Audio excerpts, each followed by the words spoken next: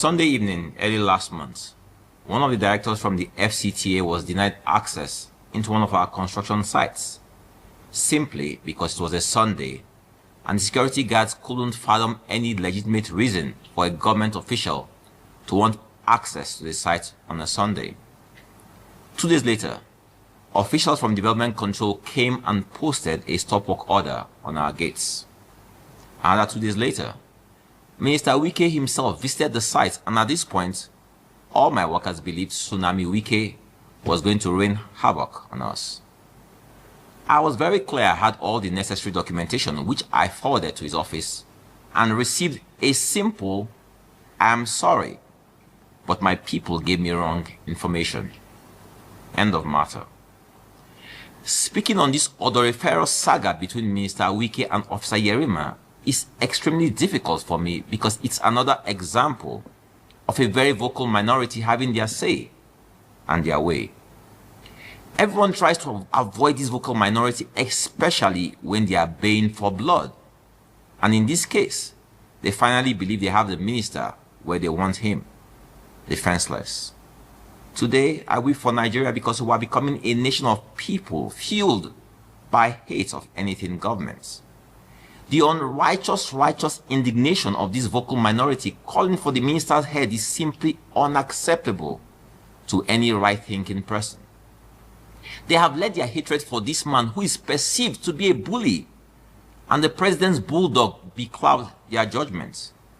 The question I have asked my friends, both civilian and military, is if the narrative would have been different if a different minister was involved in this drama.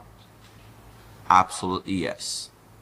We will all see the fact that the minister was provoked into calling the officer a fool, and the officer was also provoked into calling police officers bloody policemen. Where is the same righteous indignation that police officers in their uniform were called bloody policemen by the same military officer? None. Why? Because the same hatred most people have for the minister is the same hatred they have for the police. The minister was there in his official capacity as the chief security officer of the Federal Capital Territory and as a representative of the President of the Federal Republic of Nigeria. He was there because his staff had been prevented from carrying out their legitimate duties by a commissioned military officer who was obeying the orders of his boss, a retired general who no longer had a commission.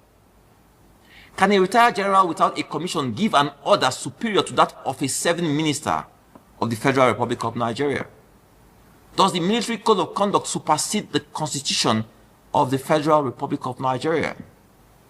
On an aside, where was this righteous indignation of this vocal minority when soldiers shot some policemen returning from election duties in Anambra State a few days before this incident? Again, because of hatred of the police, nobody cared. The Minister of Defense, who has rushed to issue a statement criticizing his colleague, was mute when this happened. What a shame. Because of hatred of Nigeria, nobody cares that foreign terrorists are taking over our land. Because of hatred of the president, nobody cares when there are rumors of coups. Because of hatred of the police, nobody cares when the police are regularly assaulted by the military. Because of hatred of Mr. Wike, nobody cares when a minister of the Federal Republic of Nigeria is humiliated while carrying out his official duties. Because we hate ourselves, nobody will care when tomorrow this same military will trample on your rights because you have told them that in this animal farm called Nigeria, all animals are equal, but some animals are more equal than others. God bless the Federal Republic of Nigeria. God bless you all.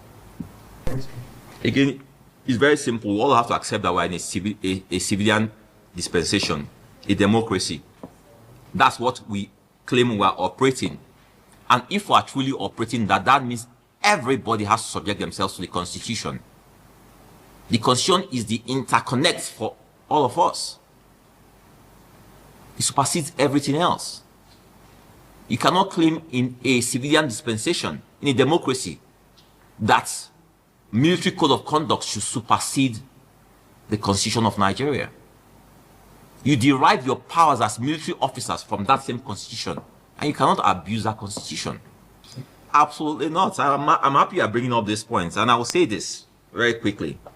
The officer kept on saying that he had orders from his boss, a retired general.